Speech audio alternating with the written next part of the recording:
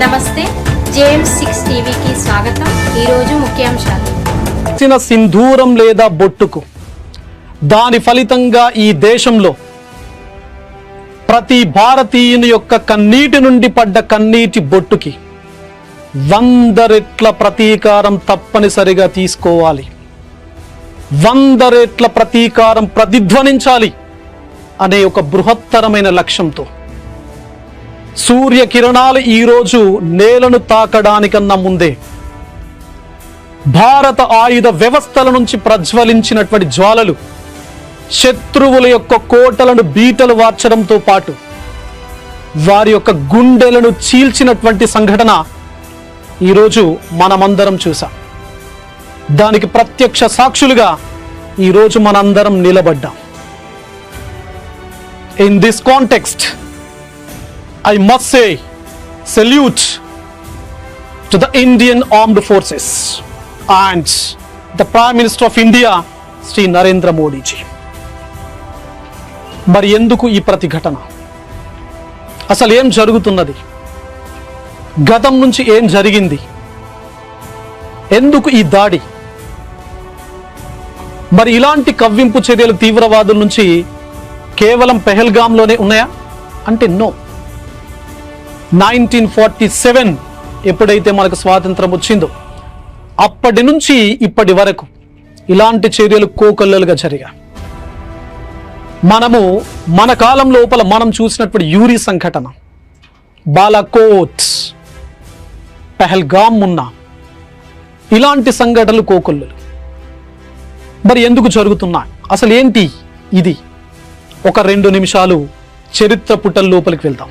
వాస్తవానికి ఇప్పుడు ఉన్నటువంటి ఏవైతే 3 దేశాలు, ఒకవైపున బంగ్లాదేశ్, ఇండియా అండ్ పాకిస్తాన్, ఈ 3 కూడా ఒకే దేశం. That is what? ఇండియా. మరి ఏం జరిగింది అంటే, ఎప్పుడైతే మన దేశం లోపలికి బ్రిటిషర్స్ ఎప్పుడైతే రావడం జరిగిందో, సో బ్రిటిష్ వారు వచ్చిన తర్వాత సో క్రమక్రమంగా భారతదేశాన్ని కంప్లీట్గా తాము ఆక్యుపై చేయడం జరిగింది, తమ కంట్రోల్ లోపలికి తీసుకోవడం జరిగింది. తీసుకున్న తర్వాత సో బ్రిటిషర్స్కు అగేన్స్ట్గా భారతదేశం లోపల ఉన్నటువంటి చాలా మంది నేషనల్ ఫ్రీడమ్ స్ట్రగుల్లో ఇన్వాల్వ్ అయ్యారు. మరి ఇన్వాల్వ్ అవుతున్నప్పుడు మెజారిటీ కేసెస్ లోపల ఇండియా లోపల మనకు హిందూస్ అండ్ ముస్లిమ్స్, సో ఈ 2 మేజర్ రిలీజియన్స్గా ఉన్నాయి, ఇంకా కొన్ని మైనర్ రిలీజియన్స్గా ఉన్నాయి. మరి ఇలాంటి కాంటెక్స్ లోపల బ్రిటిషర్స్ టెక్నికల్గా, బ్రిటిషర్స్ టాక్టిక్గా ఈ 2 మతాలకు సంబంధించిన వ్యక్తుల మధ్య లోపల ఒక పార్టీషన్, ఒక లైన్ గీశారు. అంటే వాళ్ళ యొక్క మనస్సు లోపల ఒక అడ్డుగోడను పెట్టడం జరిగింది. ముస్లిమ్స్తో వాళ్ళు లోపాయికారి ఒప్పందాన్ని చేసుకోవడం జరిగింది. మీరు మాకు సపోర్ట్ చేయండి, మేము మీకు పదవులు ఇస్తాం, అన్ని రకాలుగా మేము మీతో పాటు ఉంటాం అని చెప్పేసి, అంటే ఉద్యమాన్ని, స్వాతంత్ర పోరాటాన్ని కొంతవరకు పూర్తి స్థాయి లోపల డ్రాప్ చేయడం కోసం సో ఇలాంటి డివిజన్ తీసుకురావడం జరిగింది బ్రిటిషర్స్. మరి ఈ డివిజన్ అనేది ఇంతింతై వటుడింతై ఎప్పుడైతే మనకు 1947లో స్వాతంత్రం రావడం జరిగిందో, మాకు కూడా ఒక ప్రత్యేక దేశం కావాలి అని చెప్పేసే వరకు వెళ్ళింది. దాని ఫలితమే ఈరోజు మనం చూస్తున్నటువంటి పాకిస్తాన్, దాని ఫలితమే ఈరోజు మనం చూస్తున్నటువంటి బంగ్లాదేశ్. మరి బంగ్లాదేశ్ గతంలో పాకిస్తాన్గా ఉండేది, ఈస్ట్ పాకిస్తాన్ అని చెప్పేసి పిలిచేవాళ్ళు. ఇది 1907లో ప్రత్యేక దేశంగా మారింది, బంగ్లాదేశ్ అంటున్నాం. సో మరి పాకిస్తాన్ లాగానే ఉన్నది. మరి 1947 లోపల ఇక్కడ 2 దేశాలు ఎప్పుడైతే డివైడ్ కావడం జరిగిందో, డివైడ్ అయిన కొద్ది రోజులకే పాకిస్తాన్కి సంబంధించినటువంటి ఆర్మీ సో ఇక్కడ కశ్మీర్ పైన అటాక్ చేయడం జరిగింది. అంటే స్వాతంత్రం వచ్చిన తర్వాత భారతదేశం లోపల వాస్తవానికి చాలా రకాల ప్రిన్సిలీ స్టేట్స్ ఉండేవి. ప్రిన్సిలీ స్టేట్స్ అంటే సంస్థానాలు అన్నమాట. సంస్థానాలు లైక్ మనకు హైదరాబాద్ నిజాం సంస్థానం, కేరళ లోపల ట్రావెన్కోర్ సంస్థానం, గుజరాత్ లోపల జునాగఢ్ సంస్థానం మాదిరిగా ఇక్కడ కశ్మీర్ ప్రాంతం ఏదైతే ఉందో ఇది ఒక స్వదేశీ సంస్థానంగా ఉండేది. దాన్ని హరిసింగ్ అనేటువంటి రాజు పరిపాలించేవాడు. మరి ఎప్పుడైతే ఈ ఆర్మీ, పాకిస్తాన్ ఆర్మీ ఇక్కడ కశ్మీర్ పైన అటాక్ చేయడం జరిగిందో, అప్పుడు ఇక్కడ హరిసింగ్ భారతదేశాన్ని తన హెల్ప్ను కోరడం జరిగింది. ఫలితంగా సర్దార్ వల్లభాయ్ పటేల్ ఆధ్వర్యం లోపల సో దీనికి రిటాలియేషన్ ఎఫెక్ట్గా ఇండియన్ ఆర్మీ ఇక్కడికి వెళ్ళి కంప్లీట్గా అప్పటికే పాకిస్తాన్ ఆర్మీ ఈ కశ్మీర్ లోపలికి చొచ్చుకుని రావడం జరిగింది. మరి ఎప్పుడైతే భారత ఆర్మీ దీనికి రిటాలియేషన్గా వెళ్ళడం జరిగిందో అప్పుడు సో ఈ రెండు దేశాలు, జవహర్లాల్ నెహ్రూ ఏం చేశాడంటే ఈ రెండు దేశాలకు సంబంధించినటువంటి ఏదైతే సమస్య ఉందో ఆ సమస్య మనకు యుఎన్ఓ ఆధ్వర్యం లోపలికి వెళ్ళింది, యుఎన్ఓ దగ్గరికి వెళ్ళింది. మరి యుఎన్ఓ ఏం చేసింది, సో తాత్కాలికంగా మీరు కాల్పుల విరమణ చేయండి, శాంతి అనేది చాలా చాలా ఇంపార్టెంట్ అని చెప్పడం వల్ల ఎప్పుడైతే అంటే అక్కడికి యుద్ధం ఆగిపోయింది. ఫలితంగా so if you look at this image, ఈ పాకిస్తాన్ ఆర్మీ ఆల్రెడీ ఇండియాను కొంత ఆక్యుపై చేయడం జరిగింది. సో ఎంతవరకైతే పాకిస్తాన్ ఆర్మీ ఇక్కడికి వచ్చింది చూసారు కదా, సో ఎంతవరకైతే వచ్చిందో దాన్ని కంప్లీట్గా ఒక గీతను మనం జస్ట్ డిమార్కేట్ చేసినట్లయితే సో దీన్నే మనం ఏ విధంగా డీల్ చేస్తామంటే ఎల్ఓసి అంటాం. So this is what LOC. So line of control అంటే రెండు దేశాల మధ్య లోపల గీచినటువంటి గీత రేఖ అన్నమాట. మరి ఎంతవరకైతే పాకిస్తాన్ ఆర్మీ ఈ కశ్మీర్ను ఆక్యుపై చేయడం జరిగిందో దాన్ని మనము ఇక్కడ పాక్ ఆక్యుపైడ్ కశ్మీర్, మన భాష లోపల మన దేశ భాష లోపల పిఓజేకే అంటాం. So Pak occupied Jammu and Kashmir అని చెప్పేసి అంటాం. మరి ఇప్పుడు ఇక్కడ మనం ఈ రోజు చేసినటువంటి దాడి ఏదైతే భారత ఆర్మీకి సంబంధించి ఏదైతే చేయడం జరిగిందో సో అది 9 ప్లేసెస్ లోపల చేసాం అని చెప్పేసి 9 ప్లేసెస్ లోపల. సో ఈ 9 ప్లేసెస్ లోపల 5 PoK that is Pak occupied కాశ్మీర్లో ఉన్నాయి, అంటే ఈ ఏరియా లోపల ఉన్నాయి. ఎందుకు ఈ ఏరియా లోపల ఉన్నాయి ఎక్కువగా అంటే ఎప్పుడైతే ఇక్కడ ఈ పాక్ ఆక్యుపైడ్ కాశ్మీర్ నుంచి పాకిస్తాన్ బ్యాక్ వెళ్ళిందో ఇక్కడ కంప్లీట్గా మొత్తం ఉగ్రవాద మూకలు, మొత్తం ఇక్కడ బేస్ క్యాంపులు, ట్రైనింగ్ క్యాంపులు, ఉగ్రవాదానికి సంబంధించినటువంటి చాలా సంస్థలు ఇక్కడ ఈ క్యాంపులను ఏర్పాటు చేయడం జరిగింది.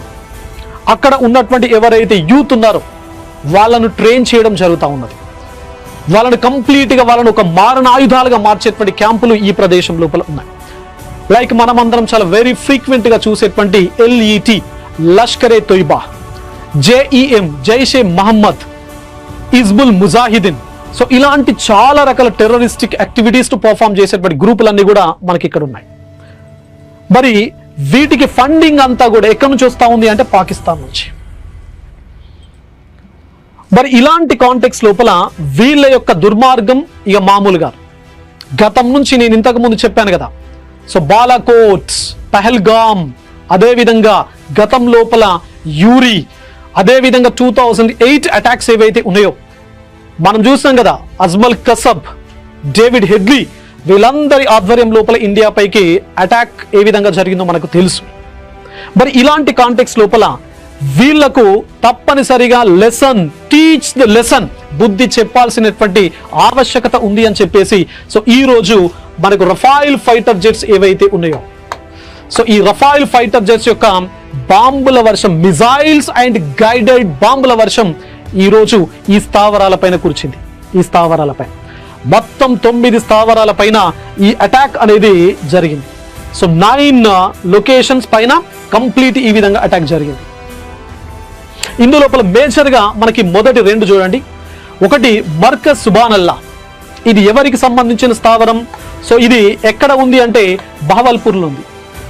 జైషే మహమ్మద్ ఎవరైతే మౌలానా అజర్ ఎవరైతే ఉన్నారో, మసూద్ ఎవరైతే ఉన్నారో సో ఇతనికి సంబంధించినటువంటి సంస్థ ఇక్కడ ఈ ట్రైనింగ్ బేస్ క్యాంప్ ఏదైతే ఉందో దీనిపైన అటాక్ జరిగింది. అండ్ రెండవది చాలా ఇంపార్టెంట్, సో మర్కజ్ తయబా ఇది, సో మర్కజ్ తయబా మురీద్ కి, మరి ఇది ఎవరిది అంటే ఎల్ఈటి వాళ్ళది, సో లష్కరే తైబా. ఈ 2 అంటే ఇది సయీద్కి సంబంధించినటువంటి టెర్రరిస్ట్ గ్రూప్, ఇది మసూద్కు సంబంధించినటువంటి టెర్రరిస్ట్ గ్రూప్. ఈ 2 ప్రధానంగా ఉన్నటువంటి టెర్రరిస్ట్ గ్రూప్. ఈ ఎల్ఈటికి సంబంధించినటువంటి ఒకానొక గ్రూప్ సో మొన్న ఏదైతే పహల్గామ్ లోపల అటాక్ చేసినటువంటి ఏదైతే గ్రూప్ ఉందో so that is what the resistance front అని చెప్పేసి. ద రెసిస్టెన్స్ ఫ్రంట్ అనేటువంటి గ్రూపు ఎల్ఈటికి సంబంధించినటువంటి అనుబంధ సంస్థ. మరి దీని ఆధ్వర్యం లోపల ఇక్కడ అటాక్ జరిగింది కాబట్టి తప్పనిసరిగా రిటాలియేషన్ చేపట్టాల్సిందే అనే ఉద్దేశంతో ఈ 9 ప్రదేశాల పైన కంప్లీట్గా మనకు స్కాల్ప్ క్రూయిజ్ మిజైల్స్ ఏవైతే ఉన్నాయో, క్రూయిజ్ మిజైల్స్, క్షిపణుల బాంబుల వర్షం మనకిక్కడ కురిసింది. అదేవిధంగా రఫాయిల్ ఫైటర్ జెట్స్ ఏవైతే ఉన్నాయో సో వీటి ద్వారా కంప్లీట్గా అనేక రకాల గ్లైడెడ్ బాంబ్స్ను డ్రాప్ చేయడం జరిగింది. సో డ్రోన్స్ ఆధ్వర్యం లోపల బాంబ్స్ను డ్రాప్ చేయడం జరిగింది. సో ఫలితంగా ఇక్కడ దీనికి అగెన్స్ట్గా పాకిస్తాన్ వాళ్ళు ఈరోజు this is what an act of war అని చెప్పేసి అన్నారు. ఇది యుద్ధానికి సంబంధించినటువంటి చర్యనే అని చెప్పేసి పాకిస్తాన్ ప్రెస్ కాన్ఫరెన్స్ లోపల మాట్లాడింది. But this is not at all an act of war because the beauty of this retaliation effect. ఏంటి ఈ రిటాలియేషన్ ఎఫెక్ట్ యొక్క బ్యూటీ భారతదేశానికి సంబంధించి అంటే, నెంబర్ 1, జనరల్గా మనకు యుద్ధం అంటే అర్థం ఏంటి? యుద్ధం అంటే డైరెక్ట్గా ఏ దేశం అయితే ఉందో ఆ దేశం పైన అటాక్ చేయడం. బట్ ఇక్కడ చాలా బ్యూటీ అంటే మనం చూస్తుంటాం కదా, చెట్టుకు అంటుగట్టినట్లుగా గోడ పైన ఇటుకలను చాలా జాగ్రత్తగా పేర్చినట్లుగా ఈ రోజు రిటాలియేషన్ ఇంపాక్ట్ అనేది చూస్తాం మనం. ఎందుకు అంటే సో దిస్ ఈజ్ ఇది కంప్లీట్ అటాక్ ఏ విధంగా జరిగింది అంటే టెర్రరిస్ట్ ఇన్ఫ్రాస్ట్రక్చర్ పైన. సో టెర్రరిస్ట్ ఇన్ఫ్రా పైన జరిగింది ఈ అటాక్. అంటే ఏ పాకిస్తాన్కి సంబంధించినటువంటి సివిలియన్స్ పైన లేదా పాకిస్తాన్కి సంబంధించినటువంటి ఇన్స్టిట్యూషన్స్ ఆర్ ఆర్గనైజేషన్స్ పైన ఈ అటాక్ జరగలేదు. సమాజానికి శాంతిని దూరం చేసేటువంటి టెర్రరిస్టులు ఎవరైతే ఉన్నారో వాళ్ళ పైన చేసినటువంటి చాలా పర్టిక్యులర్ అటాక్ అన్నమాట. అండ్ దీనివల్ల ఎలాంటి అదర్ ఇంపాక్ట్ జరగలేదు. సో ఎలాంటి అదర్ ఇంపాక్ట్ అనేది ఏ సివిలియన్ పైన జరగలేదు. మరి ఇలాంటి కాంటెక్స్ట్ తో ఈ అటాక్ ఏదైతే ఉందో ఇద్దరు women employees of armed forces. So colonel Sofiya Qureshi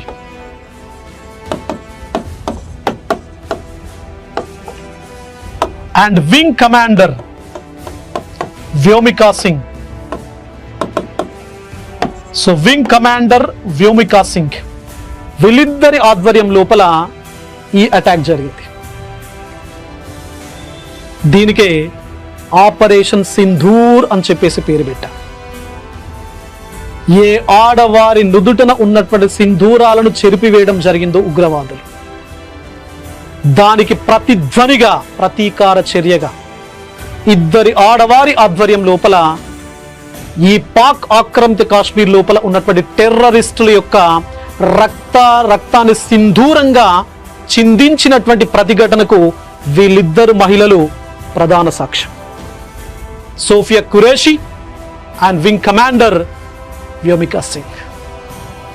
so చాలా జాగ్రత్తగా ఈ ఆపరేషన్ టేకప్ చేయడం జరిగింది కాబట్టి external affairs foreign secretary Vikram Misri garu ఈ ఆపరేషన్ చాలా క్లియర్ కట్గా this is calibrative, this is measured, this is non escalating, this is proportionate, this is responsible mission and operation అని చెప్పేసి వారు చెప్పడం జరిగింది. దీనికి అగెన్స్ట్ గా పాకిస్తాన్ ఏమన్నది? This is an act of war అని చెప్పేసి అన్నది. This is not at all an act of war అని చెప్పేసి కల్నల్ సోఫియా ఖురేషీ దానికి ప్రతిస్పందనగా ఆమె ఏమన్నది అంటే this is an act of justice, this is an act of justice for the victims and their families. ఎవరైతే బాధిత కుటుంబాలు ఈ దేశంలో ఉన్నారో, బాధితులు ఉన్నారో, 26 కుటుంబాలు ఉన్నాయో, అందులో 25 కుటుంబాలు భారతదేశానికి సంబంధించినవి, ఒక కుటుంబం నేపాల్ దేశానికి సంబంధించింది.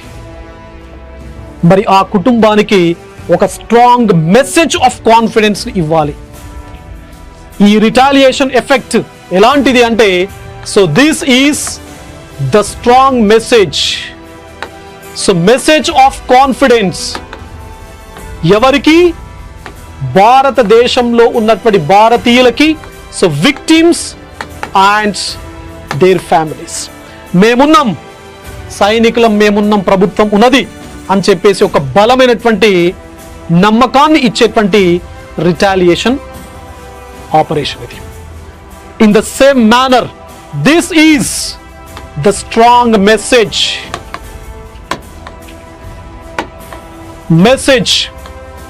Of warning. This is the strong message of warning. ఎవరైతే భారతదేశం పైన మాటి మాటికి టెర్రరిస్టిక్ యాక్టివిటీస్ చేసేటువంటి యాక్టివ్ గ్రూప్స్ ఏవైతే like LET, Lashkar e Taiba and Hizbul Mujahideen and Jaish Mohammed ఎవరైతే ఉన్నారో వాళ్ళందరికీ ఒక స్ట్రాంగ్ వార్నింగ్.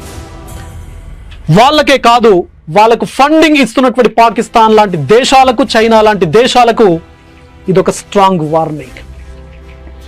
వీళ్ళకే కాదు, ప్రపంచంలో ఏ దేశమైనా భారతదేశం పైన ఏ విధంగానైనా కవ్వింపు చర్యలకు గనక గురి చేయాలని ప్రయత్నిస్తే తప్పనిసరిగా భారత సైనికులు మామూలు కాదు. వాళ్ళు ఏ విధంగా సరైన సమయంలో సరైన రీతి లోపల ఎలాంటి ప్రతిఘటన చేస్తారో, so this is an example for that. This is a strong message to them. కాబట్టి ఈ చర్య ఏదైతే ఉందో దీని తర్వాత చాలా రకాల సోషల్ మీడియా లోపల వార్తలు వస్తున్నాయి. నిజాలు మాత్రమే దయచేసి, I appeal each and every citizen of this country, నిజాలు మాత్రమే దయచేసి నమ్మండి.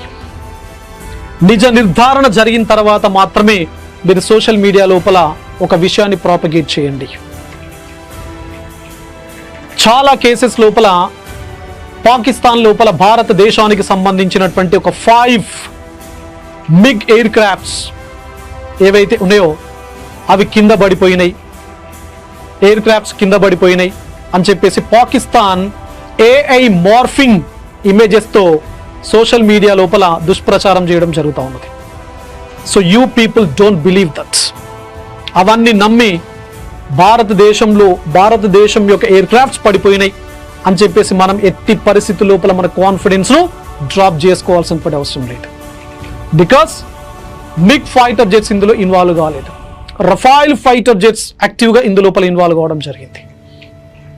అండ్ ఇంకా ఎలాంటి దుష్ప్రచారం జరుగుతూ ఉన్నది అంటే, సింధు నది లోపల పారేది నీళ్లు కాదు భవిష్యత్తులో రక్తం అని చెప్పేసి బిలావల్ భుట్టో గతం లోపల ఒక స్టేట్మెంట్ ఇచ్చాడు. Yes true, mister Bilawal Bhutto true.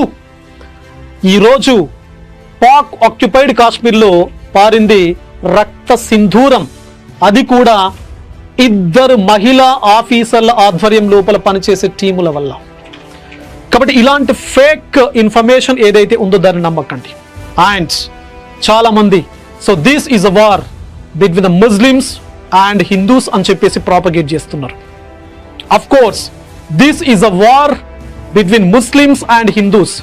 ఎవరి కాంటెక్స్ట్ లో అంటే ఎల్ఈటి కాంటెక్స్ట్ లోపల, జైషే మహమ్మద్ కాంటెక్స్ట్ లోపల, హిజ్బుల్ ముజాహిదీన్ కాంటెక్స్ట్ లోపల. ఎందుకంటే వాళ్ళు కంప్లీట్గా మత ప్రాతిపదికన 26 మందిని చంపినటువంటి పరిస్థితి చూస్తాం. But Indian context is different, Indian mind set is different. ఇది కేవలం this is a war between India and terroristic groups only. ఎందుకంటే ఎక్కడ కూడా పాకిస్తాన్ లోపల కొలేటరల్ డ్యామేజ్ చేయలేదు భారతదేశం. కేవలం ప్రిసైజ్ టార్గెట్స్ ఏవైతే ఉన్నాయో వాటిని మాత్రమే, టెర్రరిస్ట్ క్యాంపులు ఏవైతే ఉన్నాయో, టెర్రరిస్టిక్ ట్రైనింగ్ సెంటర్స్ ఏవైతే ఉన్నాయో, టెర్రరిస్టిక్ బేస్ క్యాంప్స్ ఏవైతే ఉన్నాయో వాటిపైన మాత్రమే చాలా ప్రిసైజ్గా, క్యాలిబ్రేట్గా, మెజరబుల్గా అండ్ నాన్ ఎస్కలేటింగ్గా అటాక్ చేసినటువంటి పరిస్థితి మనం నైట్ చూస్తున్నాం. కాబట్టి ఫేక్ ఇన్ఫర్మేషన్ ఏదైతే ఉందో you please don't propagate it and you please don't believe it. పర్టికులర్గా సైనికులకు సంబంధించి ఏదైనా ఫేక్ ప్రాపగాండాస్ కనుక మీ దృష్టికి వస్తే యూ డోంట్ బిలీవ్ దట్. ఎందుకంటే we are all Indian, we should unite, we should fight against each and every terrorist. కాబట్టి దయచేసి ఈ సమయం లోపల సైనికులకు మనం తోడుగా నిలుద్దాం, భారత ప్రభుత్వానికి తోడుగా మనం ఉందాం. మనం చేసేటువంటి ఏ చిన్న పనైనా, మనం పెట్టే చిన్న మెసేజ్ అయినా, ఎందుకంటే భారతదేశం లోపల ఇప్పుడు యుద్ధ వాతావరణం ఉన్నది కాబట్టి సైనికులు, ఆర్మీ లోపల, ఎయిర్ ఫోర్స్ అండ్ నేవీ లోపల పనిచేసేటువంటి సైనికులు ఒకవేళ సెలవుల పైన ఇంటికి వస్తే వాళ్ళు బ్యాక్ వెళ్ళాల్సినటువంటి పరిస్థితి ఉంది కాబట్టి వారు వెళ్ళే క్రమం లోపల ట్రైన్ కానీ బస్ కానీ ఫ్లైట్ కానీ ఏదైనా వాళ్ళకు సర్వీసెస్ ఏమైనా ఉంటే మన వైపు నుంచి చేద్దాం. వెన్నుదన్నుగా మనను కాపాడుతున్నారు ప్రతి నిమిషం ప్రతి సెకండ్ కాబట్టి వాళ్ళకు కూడా మన వైపు నుండి ఫేక్ మెసేజ్ కాకుండా రిలయబుల్ ఇన్ఫర్మేషన్ ఏదైతే ఉందో అది మాత్రమే మనం సోషల్ మీడియా లోపల ప్రాతినిధ్యం చేద్దాం. జై భారత్, జై ఇండియా.